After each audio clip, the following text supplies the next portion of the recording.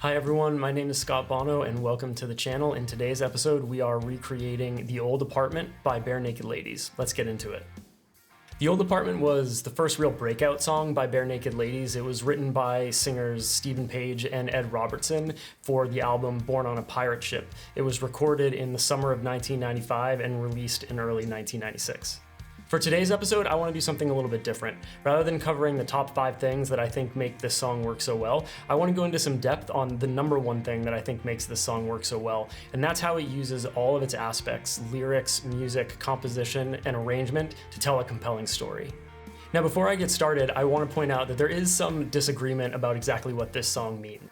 And by disagreement, I mean there are a lot of fans, myself included, who feel like the song means and represents one thing, and that thing is something that the singer Ed Robertson has explicitly gone on the record saying it doesn't mean. I'll put a link to the interview where he talks about his view of the meaning of the song in the description box below. With that having been said, in this video, I'm going to explore the meaning that myself and many other fans ascribe to the song. It may not be exactly what the author intended, but in the words of Chief from One Flew Over the Cuckoo's Nest, it's the truth even if it didn't happen. So the story that I'm going to explore here is one of a man who is revisiting an ex relationship, both literally and figuratively, by first visiting and then breaking into an apartment that he and his ex used to share. So let's get started with the story and pick the song up in the intro. Here's how it starts. Broke into the old apartment. This is where we used to live. Broken glass, broken hungry, broken hearts and broken bones. This is where we used to live. Okay, so right off the bat, a few things. First off, from an arrangement standpoint, the song doesn't waste any time getting started. All the music comes in at the exact same time right at the beginning. The vocals begin on the second beat. So we're basically off to the races right from the start. The pattern that starts off the song is what I'll call an up pattern. It's one of 2 distinct patterns in the song, the other one being a down pattern that comes after the up patterns. And each of these patterns serves a clear narrative purpose in the song, which we'll get into here in just a second. The up sections are generally factual and descriptive in nature. They describe facts about the house and the narrator's views, often negative, about the time that they spent living there. Take a quick listen to the lyrics here again. Broke into the old apartment. This is where we used to live. Broken glass, broken hungry, broken hearts and broken bones. This is where we used to live. So lyrically, you can hear what I'm talking about there. Basically just describing some facts about the apartment, but also talking a little bit about a negative view of the time that he used to live there. Musically, these up sections are very aggressive, but also quite controlled. You can hear the sort of staccato nature of the guitars, the bass, and the drums. Kind of reminds me of a steady heartbeat. Let's take a quick listen here without the vocals in.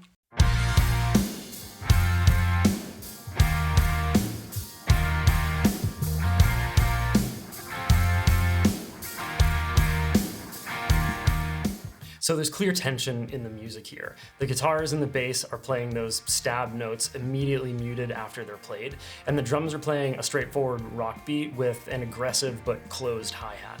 It feels a little bit angry, but musically it's controlled, if just barely.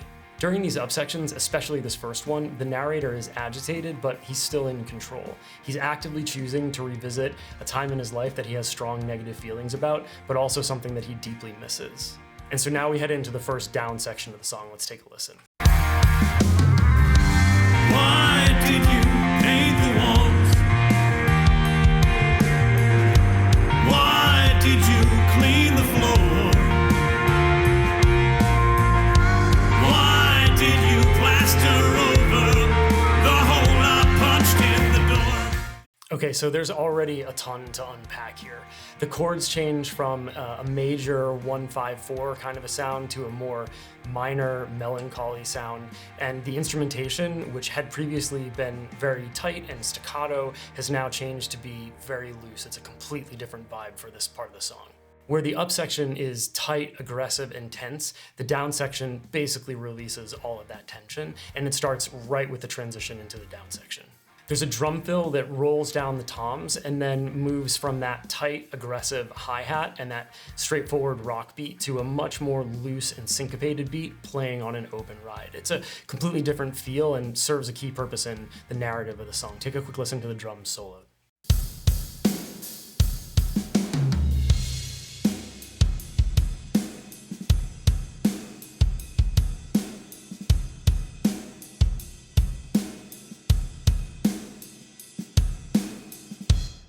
The bass also plays a big part in changing the overall vibe from the up section into the down section.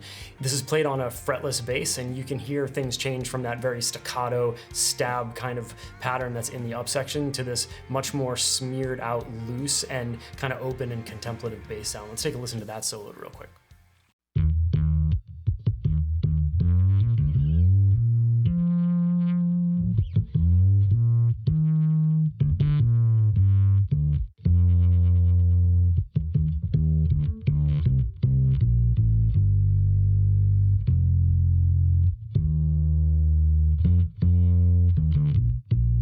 The guitars really get in on the action here as well. There's a very dramatic change from what you hear in the up section. Those loud, angry, sort of stabby guitars are replaced with two completely different sounds. On the right-hand side, you have a slightly overdriven guitar that's playing some simple arpeggios. And on the left-hand side, you've got this atmospheric guitar that's providing this sort of floaty, dreamlike feel to the song, something very, very different from what you hear during the up sections. Here's what those guitars sound like soloed.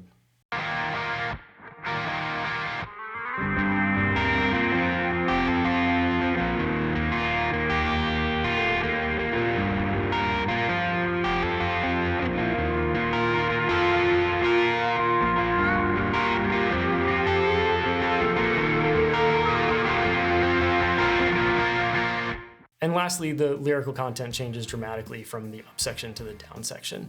There is this shift from this descriptive and sort of factual nature of the up sections into this almost desperate questioning. The narrator is asking questions like, why did you paint the walls? Why did you clean the floor? Very silly things, and they're the kind of things that someone does when they want to move on. You clean up, you patch over the old holes, and you pick things up and you move on. Rather than finding this to be normal, the narrator is somehow agitated by these very basic things. All of these elements together really demonstrate the narrative purpose of the down sections of the song. They represent the narrator dropping the facade and allowing himself to feel how he really feels. They represent the narrator lowering his guard and basically at the brink of losing control. And then just as quickly as we got here, we are out of the down section and into the next up section. Let's take a quick listen. I punched in the door. This is where we used to live. Why did you keep the mousetrap? Why did you keep the dish rack? These things used to be mine. I guess they still are. I want them back. So here we are back to the up pattern, but you'll notice that the narrator is still questioning. Why did you keep the mousetrap? Why did you keep the dish rack? Who cares about these things? Who wants those things back, especially, maybe even years down the line? These represent the narrator still on the edge of losing control. But then the song does something really interesting. It goes into a full-on stop immediately after that. This serves the purpose of giving the narrator an opportunity to collect himself, collect his breath, and then move on. And let's take a listen to how the next part of the up section starts. Back. Broke into the old apartment. 42 stairs from the street. Crooked landing, crooked landlord, narrow laneway filled with crooks. This is where we used to live. All right, so you can hear that the narrator has now regained his control and his composure. We're back to a factual description of the apartment. It's 42 steps from the street. It's got a crooked landing, a crooked landlord, and it's on a lane that's filled with crooks. Again, not exactly a happy remembrance of a time that he used to live. And as that section ends, we move into the next down section. Let's take a listen. Why did they pave the lawn? Why did they change the law? Why did I have to break in? I only came here to talk. Okay, so the second down section serves basically the same purpose as the first one. We're getting this desperate questioning about these crazy things. Why did they change the locks? Why did they pave the lawn? But there's an important lyrical element here, which is the last question, which is, why did I have to break in when I only came here to talk? And this is really the narrator starting to get to the edge and showing the purpose that he really had for revisiting the apartment in the first place. He wanted to have a confrontation about these things that had gone by in the past. And this second down section is really the beginning of him getting into the meat of why he came and why he decided to revisit this old apartment. This takes us into the next up section, which is another one of these sections where the narrator is on the brink of losing control. Let's take a quick listen, especially to the lyrical content here. Came here to talk. This is where we used to live. How is the neighbor downstairs? How is her temper this year? I turned up your TV and stomped on your floor just for fun. Okay, so you can hear this again. The narrator is not in that factual descriptive mode. He is spiteful. He's talking about, cranking up the TV and stamping on the floor just to annoy the downstairs neighbor who is, used to be cranky when they lived there before. And so he's right on the edge of losing control. And as we exit this part of the up section, we go into the bridge, which is a slight variation of that down section. And it's really where we get to the heart of what is happening in the song. Let's take a quick listen to that transition from this up section into the down section of the bridge, and then I'll walk through some key things that are happening here. Take a quick listen. Your TV and stomped on your floor just for fun. I know we don't live here anymore. We bought an old house on the Danforth. She loves me and her body keeps me warm. I'm happy here. Okay, so the bridge starts out with the narrator kind of finally coming to grips with where he is right now. He recognizes he doesn't live here anymore. He's met someone new, a new wife or a new girlfriend. They've bought a house and they've moved on, basically. But the final couple of lines of this bridge are really important to the song. I'm gonna play them again really quickly. Just take a quick listen to these lyrics. She loves me and her body keeps me warm. I'm happy here. Okay, so the lyrics here are really important, I think, to the meaning of the song. You'll notice that the narrator says, she loves me, not I love her. And then he goes on to say, her body keeps me warm and I am happy here. These aren't the kind of things that you say when you mean them yourself. They're the kind of things that you say when you're trying to get someone else to believe you. And I think deep down, the narrator doesn't really believe these things. He's trying to convince someone else that he's moved on, he's happy, he's in a better place. But everything that's led up to where we are in the song right now makes it pretty clear that that's really not the case. Ultimately, at this point, the narrator is still in denial, and he hasn't really come around to realizing that yet. From the end of the bridge, we kick into the beginning of the end of the song, and at this point, the narrator is basically yelling at us. Take a quick listen. I'm happy here. This is where we used to live. Broke into the old apartment. Tore the phone out of the wall. Only memories, faded memories, blended into adult tableau.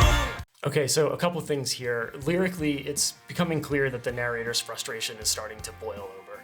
He's reminding us that this is where they used to live, that he broke into the old apartment, and then he starts talking about how he really feels and how he's expressing that. He tore the phone out of the wall. He has these memories, but they're just faded and they're just blending into the background, blending into this dull tableau. So he's right on the edge of having a major realization, and that realization comes in the next part of the lyrics to this part of the song. So let's take a quick listen there. Memories, faded memories, blended into adult tableau. I want them back. I want them back. This is where we used to live. I want them back.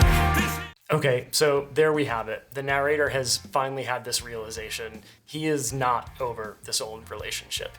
He's thinking about it. He has these memories. They're fading away. He doesn't want to give up on them. And then he finally realizes and allows himself to say it out loud. He wants these memories back. He wants them back. And that's basically the end of the song. As we head out, there's something interesting that happens musically here as well. In the prior portion of this outro to the song, you're in that typical up pattern. You've got those drums playing on the straight rock beat that they're playing with that closed and angry hi-hat. But as this realization happens and the narrator allows himself to say out loud that he wants this time back, you'll hear the drums switch up. There's a fill, it rolls down across the toms, and then it lands on this much more open ride. And at the same time, the rest of the instrumentation also begins to open up. We move from those stabby chords into these more open strums. There's that arpeggiated guitar that's happening there as well. And basically everything begins to flow, and it's finally moving. Everything has been unblocked, the feelings have been let out, and you're kind of hearing that in the rest of the song. So let's take this from just before that realization, and I'll take it through to the end of the song, where we'll have one more thing to talk about. Only memories, faded memories, blended into a dull tableau. I want them back. I want them back. This is where we used to live. I want them back. This is where we used to live. I want them back. This is where we used to live. I want them back.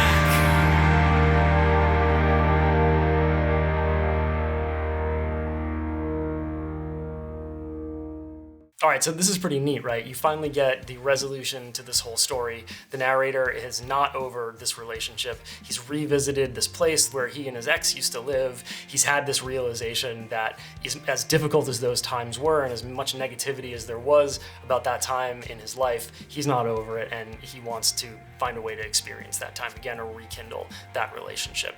But we're not quite done with the narrative arc of the song. There is one more thing that happens, and I want to play it for you really quickly and see if you can pick it out, and then we'll talk through it. Just take a quick listen to the very end of the song here.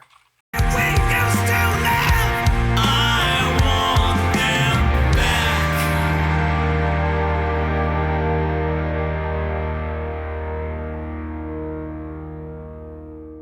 So did you catch what happened there? Rather than resolving on a 1 and giving a clear resolution to the song and hence the story, the song instead ends on a 4. In fact, it's a 4 add 9. There's actually a minor 7th note in there somewhere on one of the guitars. And that chord really gives a strong sense of a lack of resolution. The song still has somewhere that it wants to go, and it never gets there. Just like the story has somewhere that it wants to go, but it never gets.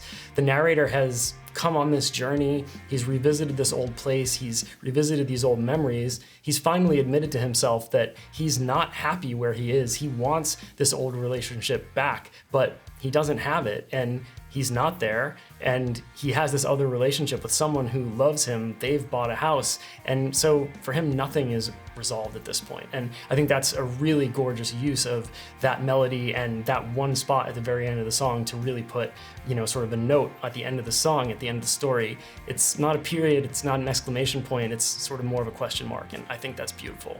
Okay, and that's it. That is the end of the story of The Old Apartment by Barenaked Ladies, or at least my interpretation of it. I think this fits pretty well, even though Ed Robertson is, again, on record as saying this isn't a story about an ex. He talks about it as a story about an ex-abode rather than an ex-relationship. But I think there's some lyrics in there that seem to run counter to that, but I'll let you all decide.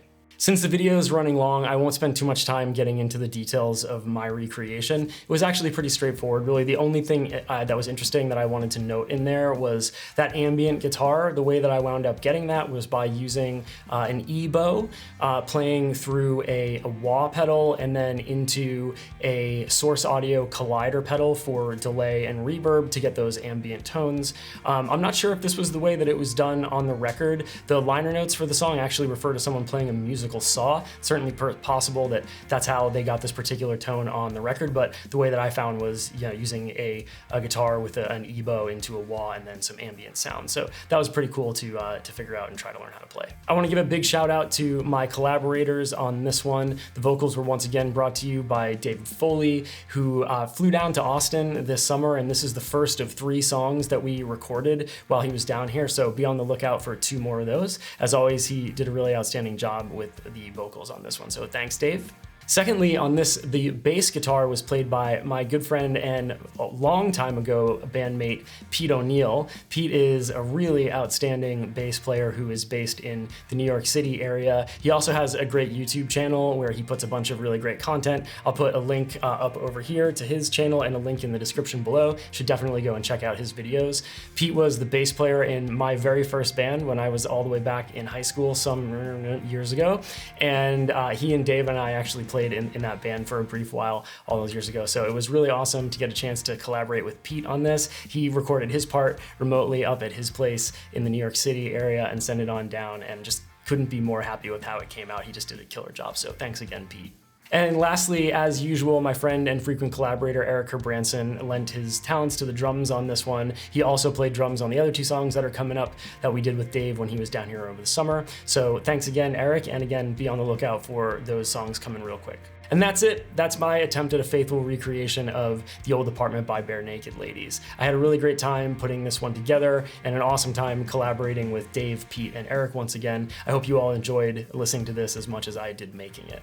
As always, you can find the final product at soundcloud.com/ScottBono, and there'll be a link in the description. And if you enjoyed the video, I would really appreciate it if you would consider clicking that thumbs up button. And if you haven't yet subscribed, please do click that subscribe button. It really helps me out. I really appreciate it. And as usual, I've got a bunch more songs in the works, including those 2 additional ones that Dave and Eric and others and I recorded this summer. Hopefully those will be on their way to you all soon, so please stay on the lookout. And thanks again for spending your time with me today. Thanks for watching the video, and we'll see you in the next one.